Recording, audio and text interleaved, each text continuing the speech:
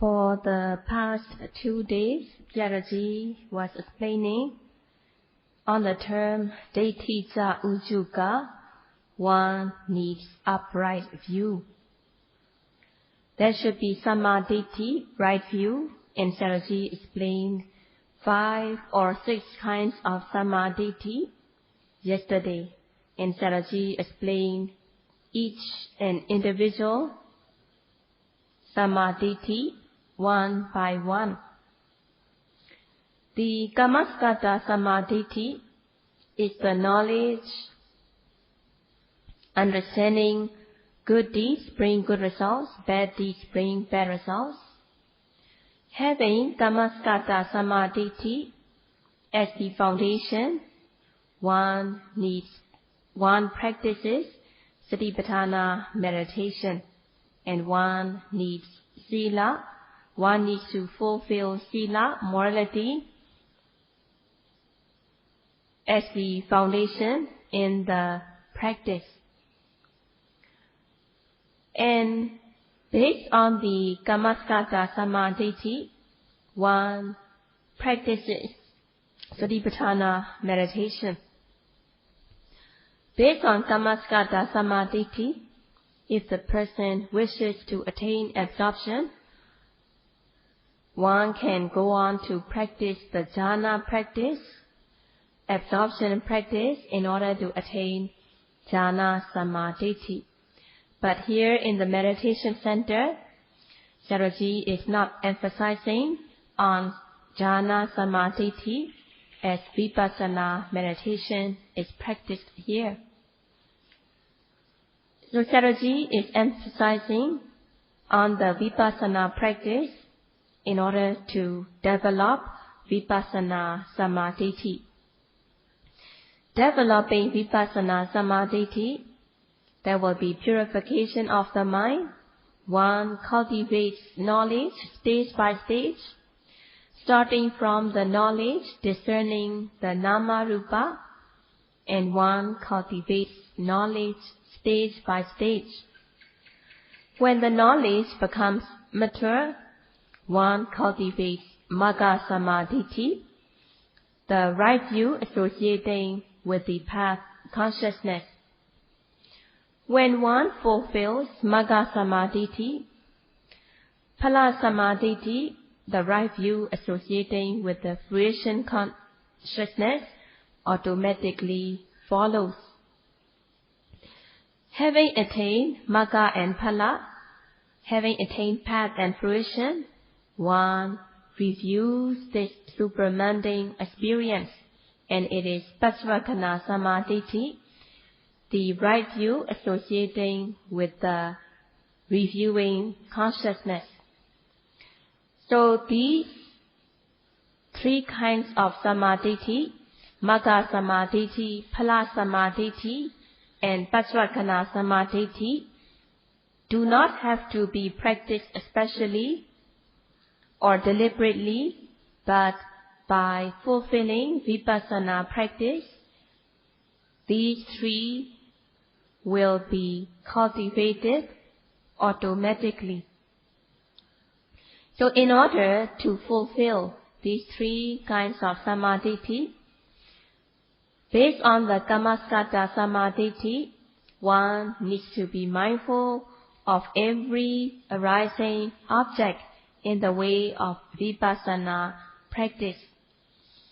So practicing Satipatthana meditation, being mindful of every arising object based on the Kammaskata Samadhi, practicing Satipatthana meditation without stopping, without resting, practicing continuously apart from sleeping hours, continuously being mindful, one cultivates Vipassana Samadhi. And it is important that yogi practices according to the schedule, arriving on time, practicing strictly according to the schedule, practicing respectfully, meticulously, thoroughly, and the person will be cultivating Vipassana Samadhi stage by stage, and the other 3 samadhi will automatically be fulfilled.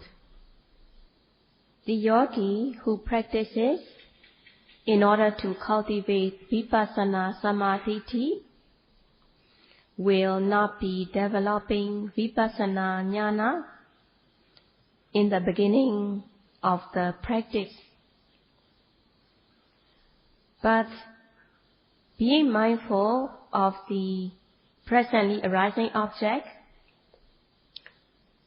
among the 4 fields of object to be noted, the 4 fields, Kaya, the aggregate of materiality, and Vedana, pleasant, unpleasant, neutral feelings and sensations, Citta, the consciousness, thinking, imagining, and general activities, which are Dhamma.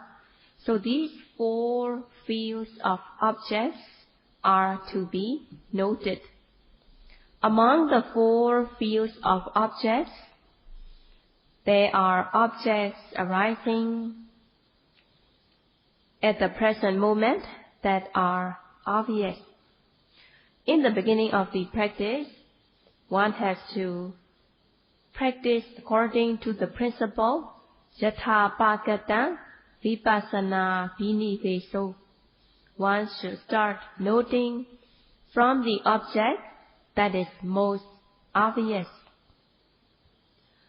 Among Nama and Rupa, among mentality and materiality, Rupa, materiality, is more obvious. Among the materiality, there are the Buddha, the great elements, and the Upadana, which are the derived materiality. Among these 2, the 4 great elements are the most obvious. And on these 4 great elements, the derived materiality dwell on the 4 great elements. There is the earth element which manifests as hardness, softness. When one feels the bone, one will feel the hardness. Feeling the flesh, there will be softness. Hardness, softness are the characteristics of the earth element. And there is the water element which manifests as fluidity, stickiness, moisture, cohesion, congealing, which are Apo Dhatu, the water element. And the temperature element manifests as warmth, heat, cold, lightness. In the body, there is the body temperature, which is normal. And if there is fever, the temperature goes up. And if the person has high fever, the temperature rises to a greater degree. So these warmth, heat, cold are the characteristics of temperature element. And temperature element not only manifests as warmth, heat, cold, but also lightness, and nobody can deny this fact. And the Vayu Dhatu, the air element, manifests as stiffness, tension, movement. So these are the 4 great elements. And there are the derived materiality, such as the eye, ears, nose, tongue, body, sensitivity, and also the visible object, the sound, the smell, the taste, and the tangible object. So these are not as obvious as the 4 great elements. So the 4 great elements are more obvious than the derived materiality. And among the 4 great elements, Vayu Dhatu, the air element, is more obvious than the other 3. In the practice of Anapana, the air element is most obvious, as well as noting rising, falling, the air element manifests. In the walking meditation as well, the air element manifests. Lifting, moving, placing of the foot manifests as air element. Rising, falling, that is connected with the breathing in and breathing out, manifests as stiffness, tension, movement.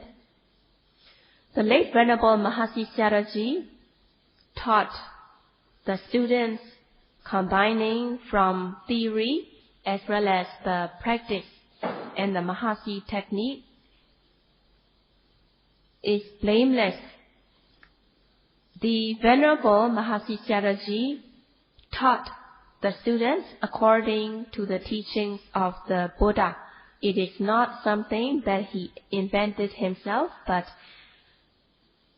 Sayadaw taught from the teaching of the Buddha. And practicing according to the guidance given by the late Venerable Mahasi Sayadaw, numerous number of people gain benefits, and also numerous number of international yogis gain great benefits by practicing according to the guidance given by the late Venerable Mahasi Sayadaw. And during the practice, there is the schedule. There is the prescribed time where the sitting meditation, walking meditation should be done. There are group sittings done in the Dhamma hall according to the schedule. In order to make it easy for the teachers to take care of the yogis, the schedule has been set up. But some of the yogis are giving excuses. Is the schedule necessary? They have this excuse that the practice is more important than following the schedule. And Sayadaw says that in order to get benefit, the schedule is essential. If there is no schedule, sometimes the yogi might think, oh, it doesn't matter, I will not go, I will sit here, and then it can ruin his or her practice. In order to gain the most benefit from the practice, yogis need to follow the schedule. In the sitting and walking meditation, there are prescribed time where sitting meditation should be done. There are prescribed time where the walking meditation should be done. Schedules are set not for the benefit of the center, not for the benefit of the teacher, but it is for the benefit of the yogi. And yogis who are coming to practice from abroad, in order to be beneficial, they need to practice according to the schedule. The person who is named as bhikkhu has the 4 kinds of satipatthana as the pasture or the field of practice. One is not called a bhikkhu merely by wearing the robes.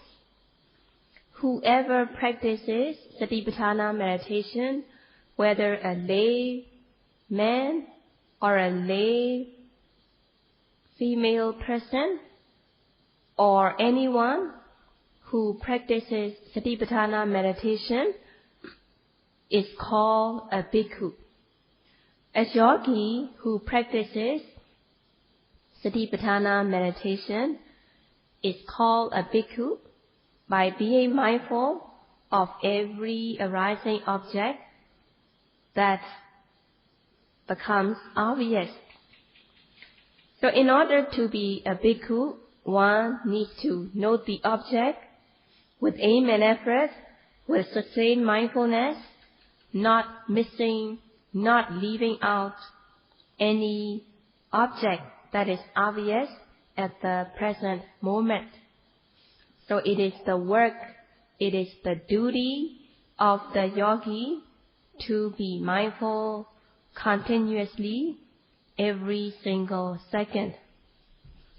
So what is the time that the yogi should be mindful? Yogi should be mindful apart from the time that he or she is fast asleep.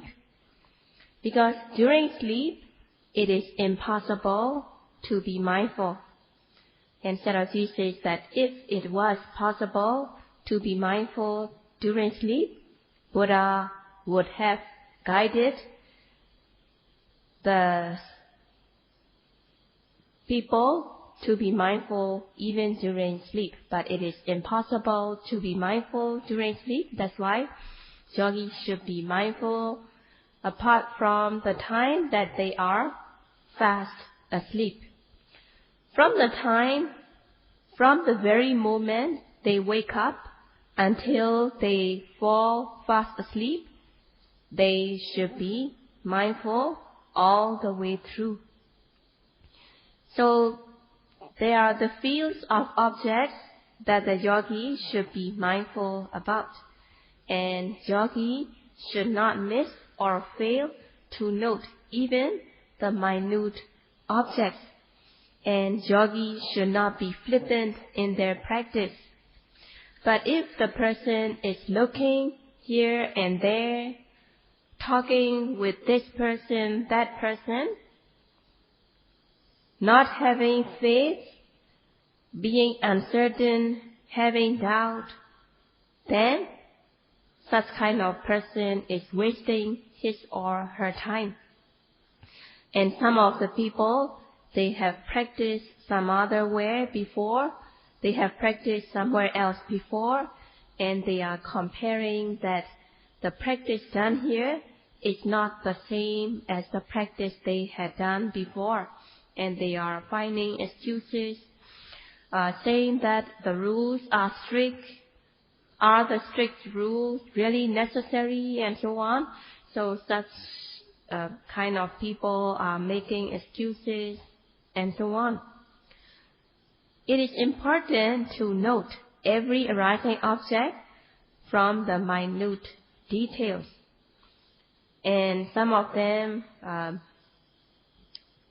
make excuses. Isn't it enough to do sitting and walking meditation without following the schedule, and so on? So such kind of things are just excuses. If the person does not have faith and confidence, the will to practice will not be as strong, and the person does not practice respectfully, meticulously, and thus the person cannot progress in the Vipassana practice, and the person will not cultivate Vipassana knowledge. And Sayadaw says that most of the yogis have been here for more than 1 month already, so it's time that they have progressed in the practice.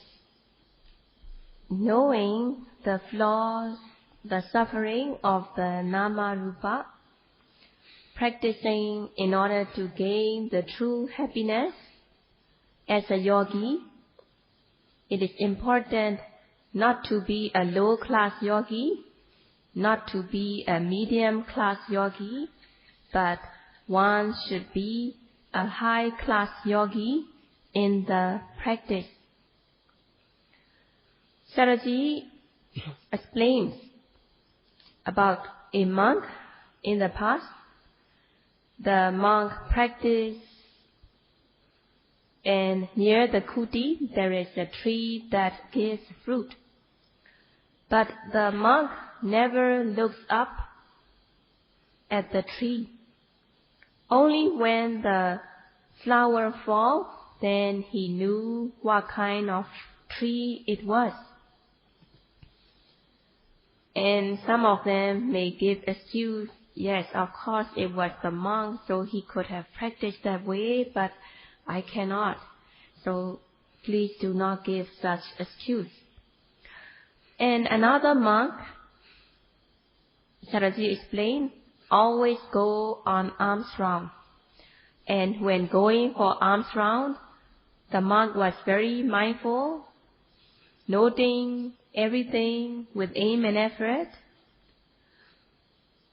And also, when coming back from alms round or during the alms round, the monk was very mindful. And if the monk missed to note something, he noticed it right away.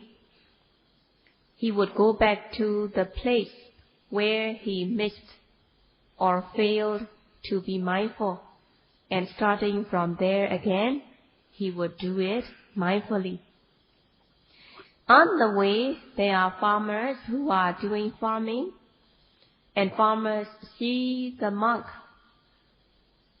going from here and then returning to another place, and the farmers thought that the monk had lost something, and the farmers thought that the monk was looking for something that he had lost.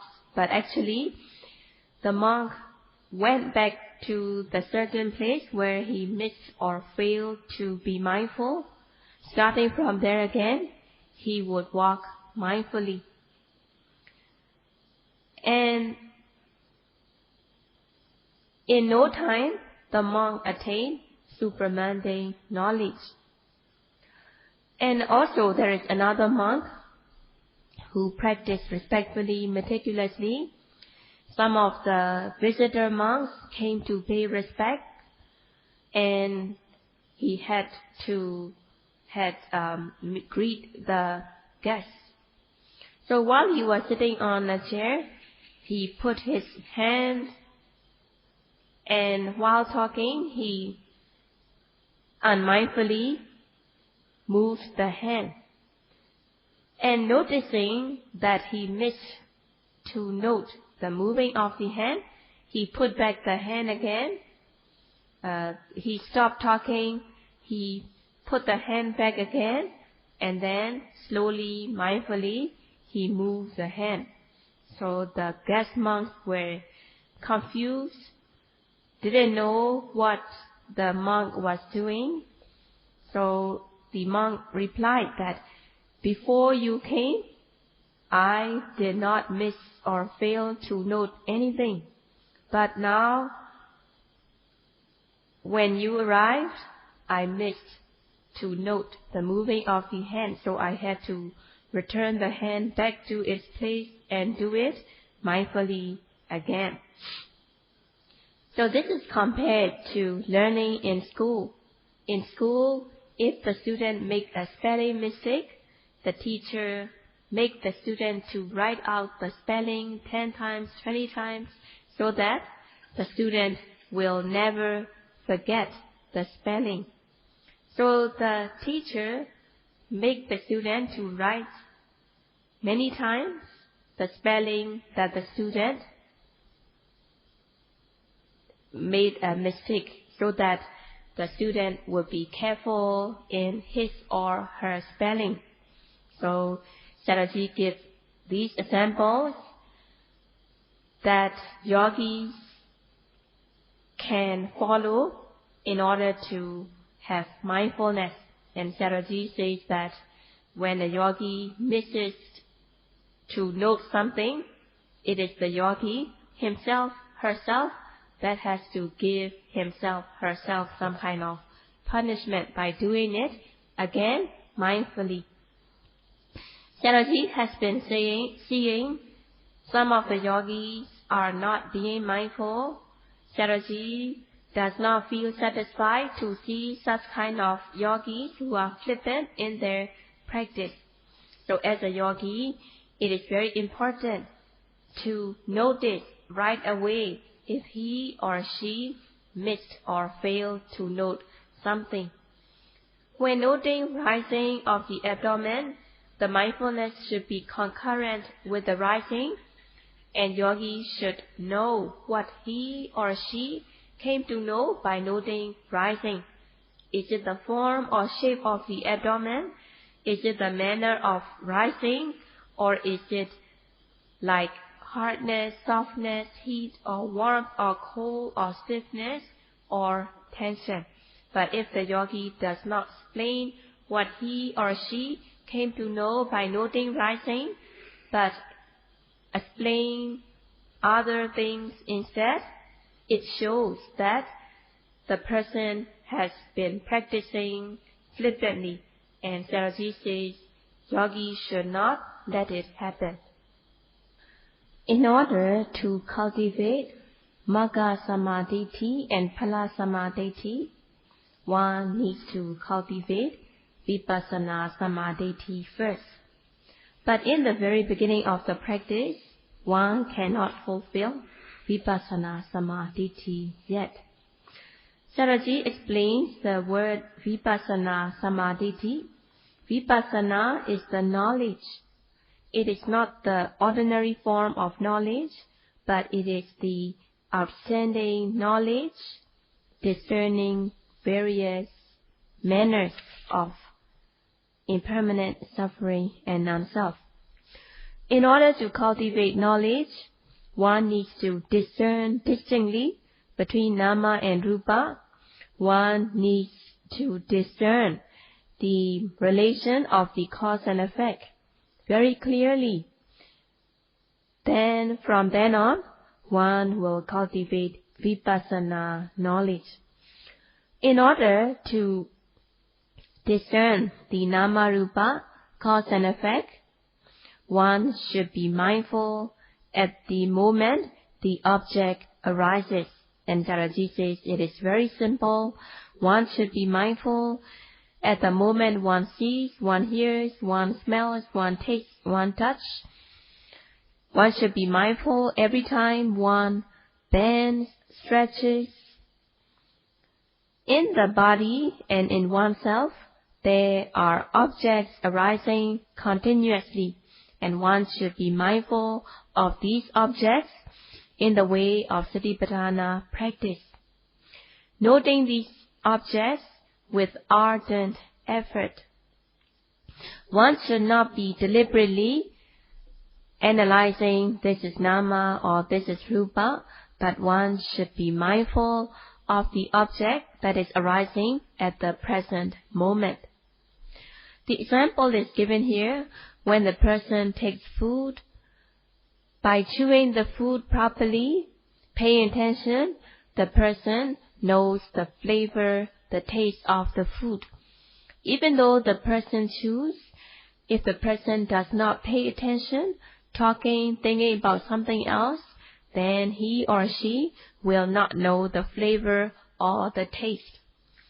When practicing Satipatthana meditation, one should note the object with aim and effort the moment the object arises. And by doing so, noting with aim and effort, when the mindfulness is sustained on the object, one will discern the object.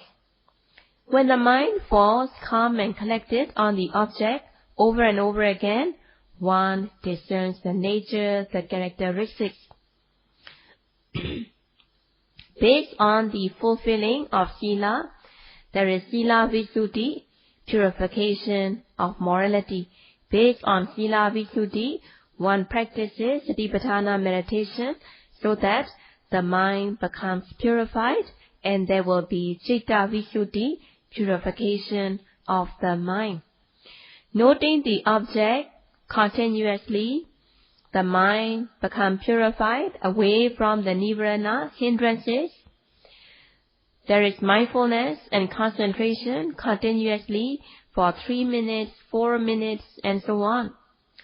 As the mind is purified, away from the defilements, one discerns nama and rupa, mind and matter. One discerns distinctly between the object that has been noted and the noting mind that is noting the object.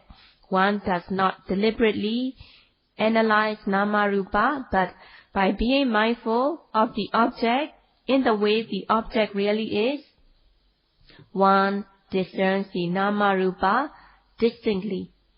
There is nothing else apart from the nama and rupa. There is no I, there is no he, no she, no person, no being. What really exists are the nama and rupa, and discerning distinctly between nama rupa through the practice, one removes jiva atta, removing the wrong view of individual soul moment by moment. But this wrong view of jiva atta will totally be removed when the person becomes a sotapanna. By practicing, one discerns distinctly between nama rupa and cause and effect. And from then on, one understands cause and effect, knowing that things are not causeless. There are people who believe that things are causeless, things are happening without a cause. But understanding that relevant cause gives rise to relevant effect, through the practice of Satipatthana, one clearly understands that there is no creator who is creating. The Mahabrahma is not creating, but things are happening as cause and effect. Because there is the intention to bend, bending takes place. Because there is intention to stretch, stretching takes place. The intention to bend will not generate stretching. The intention to stretch will not give rise to bending. In this way, relevant cause gives rise to relevant effect. By practicing respectfully, meticulously, the person will discern the nama rupa cause and effect even within a short while. And one will clearly understand that things are not causeless. One will also clearly understand that there is no creator. What really arises are the nama rupa that are arising as cause and effect.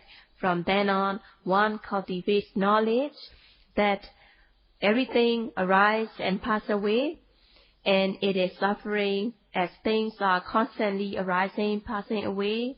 There is no self that is permanent or good. What really arises are the nama rupa that are arising as cause and effect, and everything is impermanent, suffering, and non-self. We means outstandingly in various manners of arising, we means outstandingly knowing in various manners of impermanent suffering and non-self of the nama rupa, and pasana means to know. So in this way, one understands the impermanent suffering and non-self of the nama rupa. It is the right view, and thus it is called samadhi. Combining the two, vipassana and samadhi, it becomes vipassana samadhi. So in order to cultivate vipassana samadhi, one needs to be mindful of every arising object. It is one and only duty of the yogi is to be mindful of the presently arising object as soon as the object arises. One should be noting every arising object with aim and effort so that there will be sustained mindfulness. The mind will be calm and collected, and one will cultivate Vipassana Samadhi. And today, Sayadaw has been seeing some of the yogis who are flippant in their practice, who are lacking their mindfulness. That's why Sayadaw is reminding the yogis from both theory as well as the practice in order to practice respectfully, meticulously, so that anyone who sees the yogis practicing diligently, respectfully, will feel happy to see such kind of diligent yogi. This will be all for today.